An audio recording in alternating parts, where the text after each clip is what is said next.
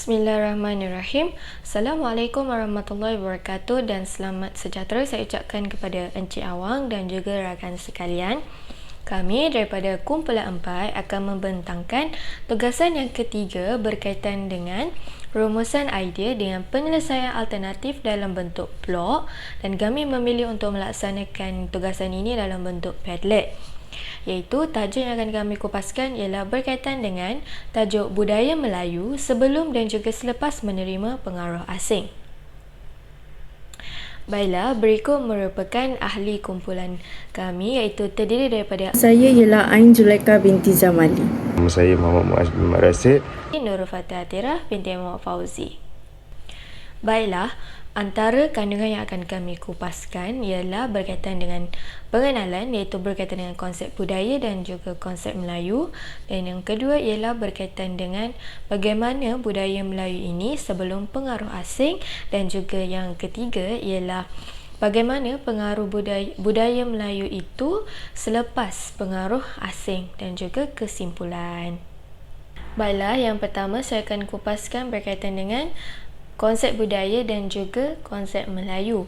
Baik, pertama ialah konsep budaya.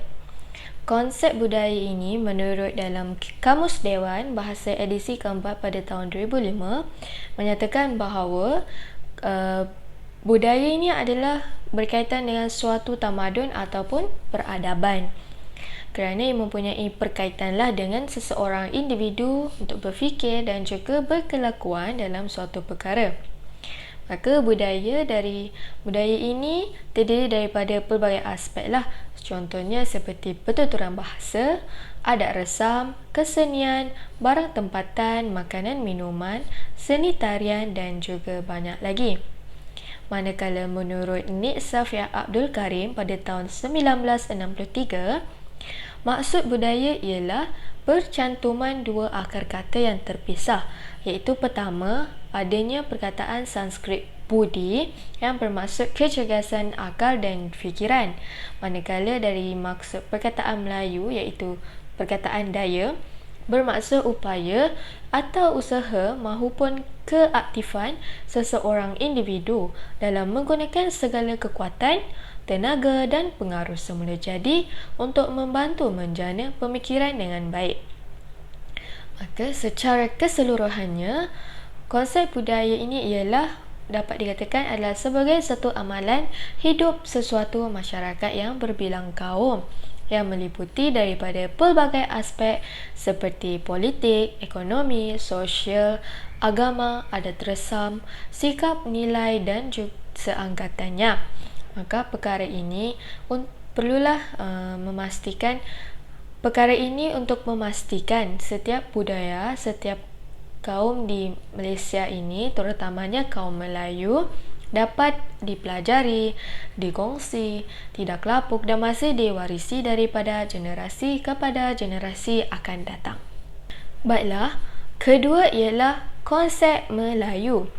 Menurut Husin Fatih Din dan Nazaria Sani 2014 menyatakan bahawa Melayu ini berasal daripada perkataan Sanskrit Malaya dan juga perkataan Tamil iaitu Malai yang bermakna bukit atau tanah tinggi.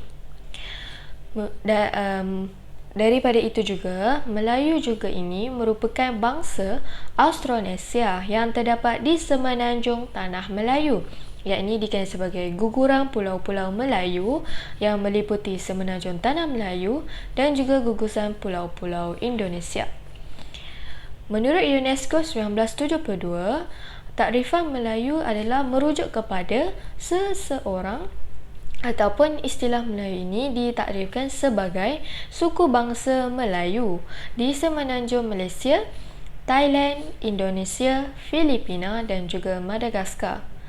Manakala menurut dalam Perlembagaan Malaysia menyatakan bahawa Melayu merujuk kepada seseorang yang berketurunan Melayu dan menganut agama Islam. Hal ini dikatakan begitu kerana tidak semua orang yang berketurunan daripada nenek moyang Melayu adalah orang Melayu, kerana agama itu menjadi rujukan penjenamaan Melayu. Oleh itu, secara keseluruhannya, Melayu merupakan negara yang terdiri daripada bangsa ataupun kaum yang tinggal di kawasan Austronesia dan menggunakan bahasa Melayu sebagai bahasa komunikasi, dan kebanyakannya kaum Melayu ini beragama Islam. Maka berikut merupakan serba sedikit pengenalan berkaitan dengan konsep budaya dan juga Melayu. Baiklah, daripada segi kaum Melayu inilah kita ingin lihat bagaimana budaya Melayu itu berlaku pada sebelum dan juga selepas pengaruh asing. Baiklah, kita pergi kepada budaya Melayu sebelum menerima pengaruh asing. Terdapat 3 aspek yang difokuskan iaitu aspek pertama ialah aspek sosiopolitik. Yang kedua adalah aspek sosio-budaya dan yang ketiga adalah aspek sosioekonomi. Kita pergi dulu kepada aspek yang pertama iaitu aspek sosiopolitik. Kuasa politik, ekonomi dan sosial ini dipegang oleh golongan aristokrat. Maksudnya masyarakat Melayu pada ketika itu tidak dapat hak ataupun kuasa untuk memegang atau mengawal sepenuhnya ketiga-tiga kuasa tersebutlah, iaitu kuasa politik, ekonomi dan sosial. Dan juga rakyat jelata pada zaman tersebut juga tidak diberi peluang untuk melibatkan diri dalam sistem pemerintahan negara. Dan kalau nak tahu, golongan aristokrat ini merupakan golongan bangsawan ataupun golongan daripada orang-orang kaya. Seterusnya kita pergi kepada aspek sosio-budaya. Aspek sosio-budaya ini ada 3 yang akan diketengahkan, iaitu kepercayaan, adat resam dan juga perubatan. Kita pergi kepada aspek sosio-budaya dalam kepercayaan. Pada zaman dahulu, sebelum adanya pengaruh asing, masyarakat yang berada di tanah Melayu pada ketika itu mempercayai animisme dan dinamisme. Okay, baiklah. Kepercayaan ini adalah sistem kepercayaan primitif, iaitu kepercayaan kepada kebendaan dan alam. Dan mereka percaya bahawa setiap benda yang ada di muka bumi ini mempunyai semangat, jiwa dan roh. Bukan itu saja, roh nenek moyang mereka juga dikenali sebagai hyang yang membawa maksud sebagai poyang atau moyang, dan pawang, bomo dan dalang ini akan menjadi perantara yang akan menghubungkan mereka dengan hyang mereka, ataupun dipanggil sebagai nenek moyang. Sebab mereka percaya yang roh nenek moyang mereka itu masih ada di sekitar mereka. Kalau daripada kepercayaan dinamisme ni pula, dia lebih kurang macam kepercayaan animisme, tetapi dia lebih kepada kebendaan macam barang-barang pusaka, lambang kerajaan, tombak, keris, gamelan dan sebagainya yang boleh membawa pengaruh yang baik kepada masyarakat pada zaman itulah. Sekarang kita pergi kepada aspek yang kedua, iaitu adat resam. Adat resam ini dia ada banyak. Contohnya macam adat mandi, adat memuja semangat padi dan adat kematian serta sebagainya lah. Kalau kita kepada adat mandi ini biasanya digunakan untuk membuang nasib buruk. Contoh adat mandi yang pernah dilakukan pada zaman dahulu ialah adat Palmanis Baiguk Bulan. Adat Palmanis Baiguk Bulan ini adalah ritual mandi di bawah sinaran bulan pada malam Jumaat, yang bermakna dia membawa kepada kecantikan dalaman dan luaran. Lepas tu adat ini diamalkan oleh etnik Suluk di bahagian pantai timur Sabah. Ritual Baiguk Bulan ini mempunyai deskripsi untuk menambah aura dan seri individu yang melakukannya. Ritual ini juga dilakukan di bawah sinaran bulan dengan fungsi supaya individu yang melakukan adat mandi tersebut akan kelihatan sentiasa bercahaya, cantik dan disayangi oleh orang sekeliling. Maksudnya daripada adat mandi ni nasib buruk itu akan keluar daripada badan mereka lah. Dan ritual mandi ini boleh dilakukan sama ada untuk lelaki ataupun perempuan. Dan adat ini ada langkah-langkah yang perlu dipatuhi, iaitu antaranya ialah perlu memilih 7 pilihan warna bunga yang terang serta bunga tersebut mestilah mempunyai bau yang wangi. Okay, baiklah. Ritual ini dilaksanakan dalam keadaan bulan penuh kerana mereka percaya bahawa pada ketika itu adalah masa-masa suci, iaitu roh-roh dan dewa-dewi itu akan turun ke bumi. Dan ada juga dalam adat mandi ini juga ada satu bacaan doa ataupun bacaan khas dalam ritual Palmanis yang seterusnya. Adat memuja semangat padi. Contohnya ialah yang kita tahu pesta menuai padi ni lah. Adat memuja semangat padi ni bukan je diamalkan oleh masyarakat Kadazan Dusun di Sabah, tetapi turut diamalkan oleh masyarakat Melayu di Tanah Melayu. Pesta menuai padi ini menunjukkan penghormatan terhadap semangat padi yang memelihara, menjaga dan meningkatkan hasil tuaian padi. Padi ini bukan sahaja merupakan sumber makanan utama maupun sebagai mata pencarian, tetapi ia juga merupakan tanaman yang dianggap paling suci kerana turut menjadi makanan para semangat. Seterusnya adalah adat kematian, contohnya ialah adat balu-balu. Adat balu-balu ni ialah proses yang telah diamalkan dalam tradisi masyarakat Bajau. Nama balu-balu ni datang daripada bunyi-bunyian yang dipalu, seperti kulintangan, gong dan juga berbandil untuk menjadi perantara komunikasi atau pemberitahuan kepada masyarakat kaum tersebut bahawa ada kematian yang berlaku di kawasan tersebut. Jadi apabila balu-balu itu dibunyikan, maka ianya adalah satu kematian. Seterusnya adalah perubatan.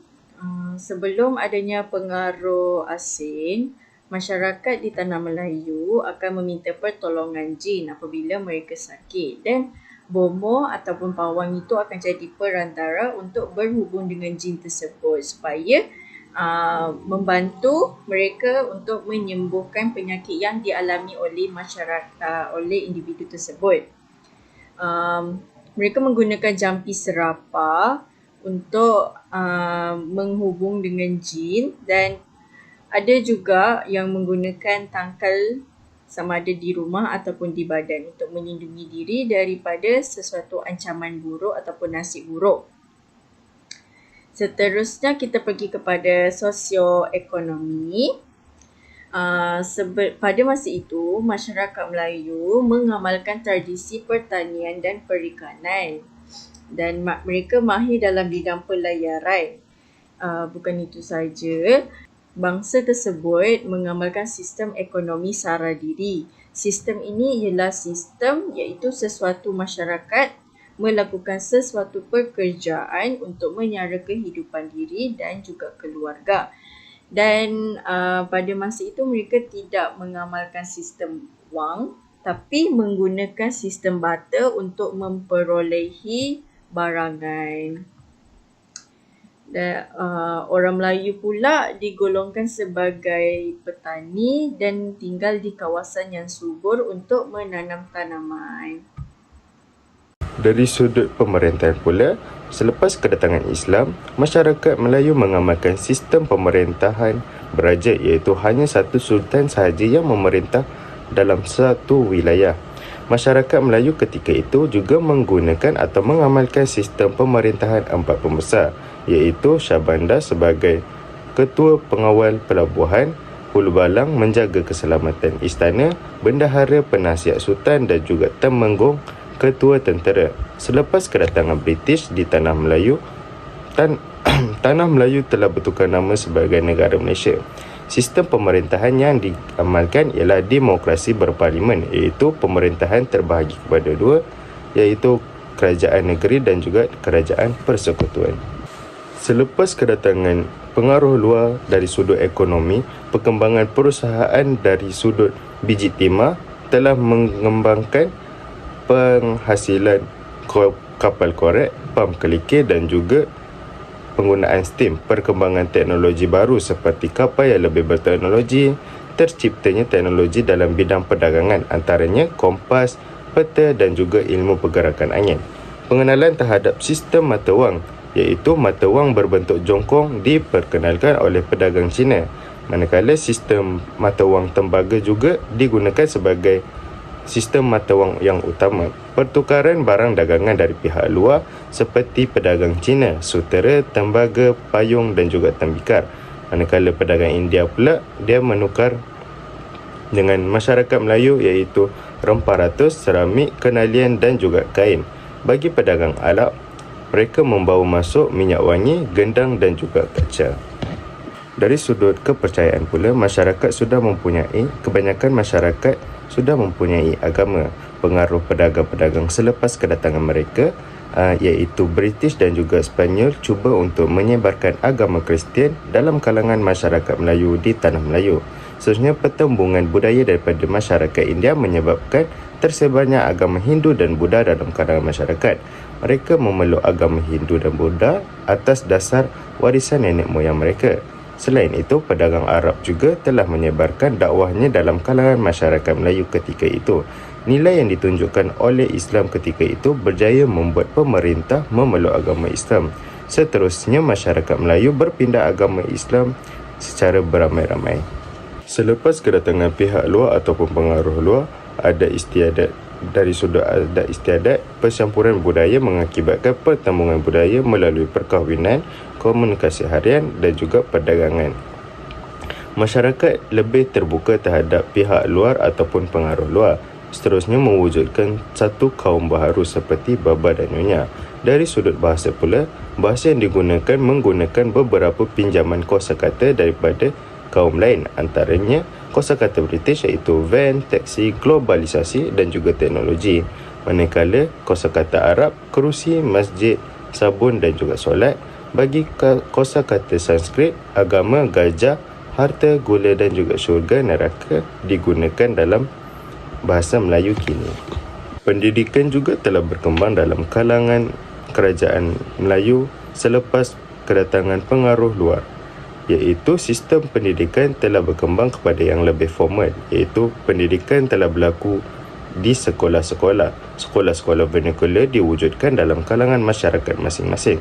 Setelah Tanah Melayu ini berkembang, kerajaan telah mengambil alih sekolah-sekolah ini dan menyelaraskan kurikulum mereka. Pendidikan masyarakat bermula pada kanak-kanak yang berumur 7 tahun sehingga 12 tahun di peringkat sekolah rendah. Secara keseluruhannya atau kesimpulannya, terdapat pelbagai budaya Melayu yang telah terbentuk sama ada sebelum maupun selepas penerimaan pengaruh asing. Hal ini dapat melahirkan setiap individu terutama dalam kalangan kaum Melayu untuk mempelajari, mewarisi, berkongsi, mengubah dan seangkatannya suatu budaya Melayu tersebut mengikut kesesuaian peredaran zaman sekarang. Baiklah, itu sahaja daripada kumpulan kami. Sekian, terima kasih.